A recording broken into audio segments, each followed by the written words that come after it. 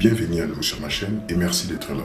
La vraie vérité sur les noms de l'Afrique. La réalité des vrais faits historiques s'éclipse par la fabrication des choses qu'on crée pour nous faire croire. Par les temps, cela s'installe dans nos mémoires comme étant la vérité originelle des faits historiques. Et si on fait les recherches sur les vrais faits historiques, si l'Égypte n'était pas le vrai nom de l'Égypte, peut-être que l'Afrique aussi ne pourrait pas être le vrai nom de l'Afrique. Allons voir d'où vient ce nom Afrique.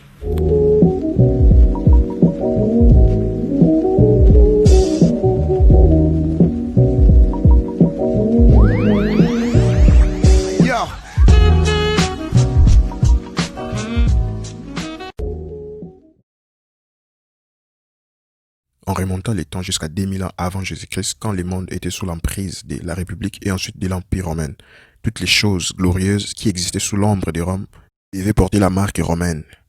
Comme dans la culture grecque qui était dotée d'une richesse mythologique, les Romains se sont emparés de tous les dieux grecs et ils les ont surnommés par des noms romains. Et Zeus qui a reçu le nom de Jupiter, Poséidon a reçu le nom de Neptune, Hermès de Mercure, Aphrodite de Vénus, Arès de Mars, Hadès de Pluton. Et c'est ainsi que toutes les découvertes glorieuses qui s'est passées sous l'ombre de Rome portaient la marque romaine, comme les 9 planètes, ont été baptisées par des noms de dieux romains. Saturne, Uranus, Pluton, Mars, Vénus, Mercure, Neptune et Jupiter. Cela montre que quelqu'un impose les noms pour sa gloire, comme jadis pour la gloire de... For the glory of Rome! Je sais que plusieurs sites donnent les définitions de l'Afrique, mais j'ai décidé de douter pour faire ces recherches. Maintenant, soyons attentifs sur ces points. La science de l'humanité démontre que l'homme a passé plusieurs étapes pendant son évolution. Et l'une de ces étapes qui est connue comme étant les stades qui étaient de l'ancêtre de l'homme moderne, Homo sapiens, et les proconsuls africanus.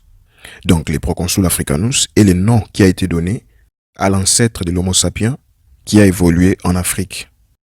Toujours dans l'Empire romain, il y a un temps où un royaume s'était rébellé contre la suprématie romaine. Et ils se sont opposés et résistés pendant plusieurs années contre l'Empire grâce à un général, Hannibal Barca de Carthage. Ces Carthaginois étaient des Phéniciens qui se sont installés peu à peu en Afrique du Nord pour les commerces jusqu'à former un royaume. C'est même là l'origine des Maghrébiens. Les Carthaginois ont résisté pendant des décennies et 3 ans devant les puissants et glorieux Rome. Et c'est alors par cet homme politique, Psion, Publius Cornelius Africanus,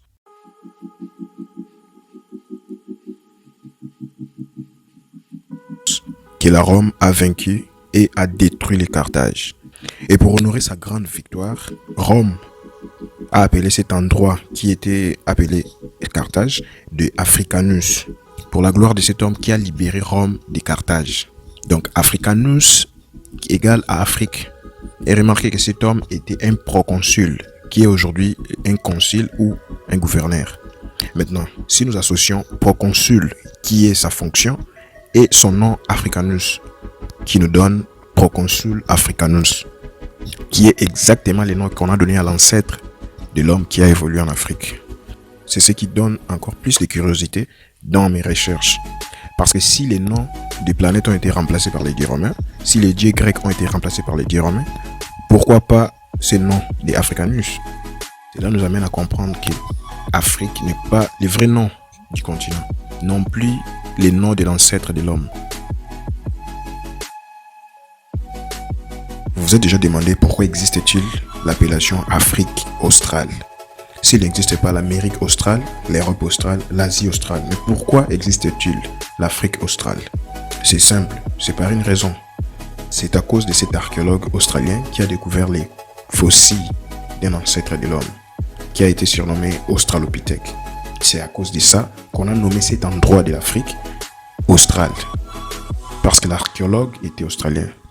Retenir que plusieurs choses qui ont été découvertes ont été baptisées pour honorer les hommes qui ont en fait découvert les choses. Ils n'ont pas voulu demander le vrai nom de ces choses pour laisser leur nom dans l'histoire. Alors faites aussi des recherches personnelles sur ces sujets. Nous avons tous compris que l'Afrique n'est pas le vrai nom du continent. Dans la prochaine vidéo, nous allons dévoiler quel est le vrai nom du continent.